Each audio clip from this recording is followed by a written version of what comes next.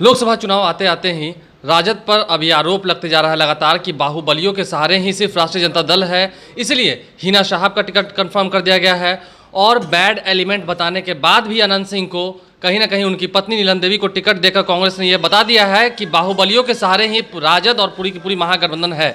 इस वक्त हमारे साथ भाजपा के प्रवक्ता संजय टाइगर जी हैं। सर, जिस तरीके से आरोप लग रहे हैं राजद पर, क्या कहना है इस पर आपका? ये आरोप नहीं है, सच्चाई है। जिस पार्टी के राष्ट्रीय अध्यक्ष खुद सजैबता हों, उस पार्टी में अगर प्रत्याशी दागी हैं या अपराधी हैं तो इसमें क्या आश्चर्य की बात है।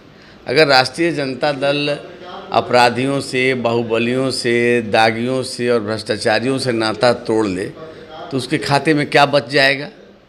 ऐसे ही लोगों की जमात है वहाँ।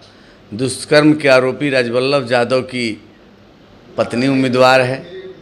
अलकतरा घोटाले में सजैबता इलियास हुसैन के बेटे विधानसभा के उपचुनाव में उम्मीदवार हैं। खुद सजैबता राष्ट्रीय अध्यक्ष लालू जी की बेटी जो है वो पाटलिपुत्रा से पार्टी की प्रत्याशी है। हिना साहब मोहम्मद साहबुद्दीन की अर्धांगिनी जो है वो सिवान से प्रत्याशी है। तो राजद ऐसे ही लोगों की जमात है, तो उनकी मजबूरी है। अब पार्टी में अगर अपराधी हैं, दागी हैं, भ्रष्टाचारी हैं, वहीं पार्टी चला रहे हैं, वहीं पार्टी को फाइनेंस कर रहे हैं, उन्हीं की बदौलत पार्टी चल रही है, तो पार्टी मजबूर है राष्ट्रीय जनता दल वैसे ही लोगों को टिकट दे। मुझे न कोई ताजुब हो रहा है, ना आश्चर्य हो रहा है, और कोई नई बात नहीं है। शुरुआती दौर से राजद का यही आधार रहा है और उसी आधार पर आगे बढ़ रही है। लेकिन एनडीए ने भी तो सर अजय सिंह की पत्नी कविता सिंह को टिकट दिया है, तो राजद वाले भी तो कह रहे हैं कि आप भी दूध के धुले हुए कहाँ हैं? देखिए, भारतीय जनता पार्टी ने जो अपने प्रत्याशी उतारे हैं, हमारे सारे प्रत्याशी जो हैं सामाजिक सरोकार रखने वाले हैं, लंबे समय से राजनीति में संघर्ष करने वाले हैं। तो भारतीय जनता पार्टी राजनीति में शुचिता की पक्षधर रही है और हमने पूरा प्रयास किया है कि राजनीतिक कार्यकर्ता, सामाजिक कार्यकर्ता जो देश हित में, राष्ट्र हित में काम करने वाले हैं, सोचने वाले हैं, वैसे लोगों को प्रत्याशी बनाया जाए। हमने वैसे ही लोगों को प्रत्याशी अच्छा, 40 की 40 सीट जीतने का दावा आप कर रहे हैं, 40 की 40 सीट जीतने का उस तरफ से भी कहा जा रहा है। अनंत सिंह कर रहे हैं कि जमानत जब्त करा देंगे। देखिए, महागठबंधन के लोग क्या कहते हैं उसको गंभीरता से लेने की ज़रूरत नहीं है। कैसे जीतेंगे आप? आपके गठबंधन का नेता कौन है? आपके पास न नेता है, आपके पास मुद्दा क्या है? हमारा मुद्दा तो विकास है, और आप अपने शासन काल में जिस तरीके का शासन दिया है लोग जानते हैं। भ्रष्टाचार में अकंठ डूबे रहे।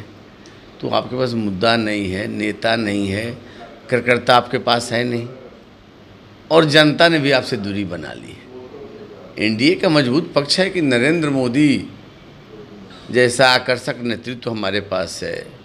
बिहार में नीतीश कुमार हैं, और केंद्र की सरकार और राज्य की सरकार ने जो जनहित में काम किया है, राष्ट्र की प्रतिष्ठा बढ़ाई है, विकास का काम किया है, लोक कल्याणकारी योजनाओं को ज़मीन पे उतारा है, इसका भी लाभ हमको मिल रहा है। और कार्यकर्ताओं की फौज हमारे पास है, बूथ कमेटी तक हमारे कार्यकर्ता हैं। तो हमारे मुकाबले वो टिकते नहीं हैं कहीं। तुम्हारे पैरों के नीचे कोई ज़मीन नहीं है। कमाल ये है कि फिर भी तुझे यकीन नहीं है। मतगणना हो जाएगा, पता चल जाएगा कौन कितना। एक आखिरी सवाल, कल जीतनराम मांझी जहाँ से खड़े हुए हैं, गया की बात कर रहे हैं, वहाँ नरेंद्र मोदी आने वाले हैं। क्या लगता है टफ फाइट होने वाला है? कहीं कोई फाइट नहीं है।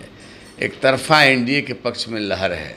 देश की जनता, प्रदेश की जनता यह समझ रही है कि मौजूदा परिस्थिति में नरेंद्र मोदी का कोई विकल्प नहीं है।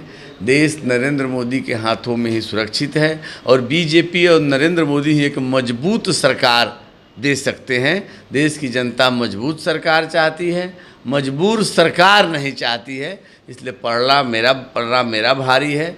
और बिहार में तो किसी सीट पर महागठबंधन हमसे मुकाबला करने की स्थिति में भी नहीं है। तरफिया लड़ाई है। सब लोग एनडीए के पक्ष में गोलबंद है। 40 की 40 सीटों पर हम कामयाबी हासिल करेंगे। चलिए, दावे तो बहुत किए जा रहे हैं कि मोदी का कोई विकल्प नहीं है। आने वाले समय में क्या जनता कोई विकल्प ढूंढेगी, या फिर नरेंद्र मोदी के साथ ही जाएगी। 23 मई को नतीजे आएंगे, इंतजार कीजिए और लाइव स्ट्रीम्स देखते रहें। हमारे चैनल को सब्सक्राइब करें, साथ साथ फेसबुक पेज भी लाइक करें ताकि हर छोटी बड़ी खबरों के साथ हम आपको रूबरू करा सकें। धन्यवाद।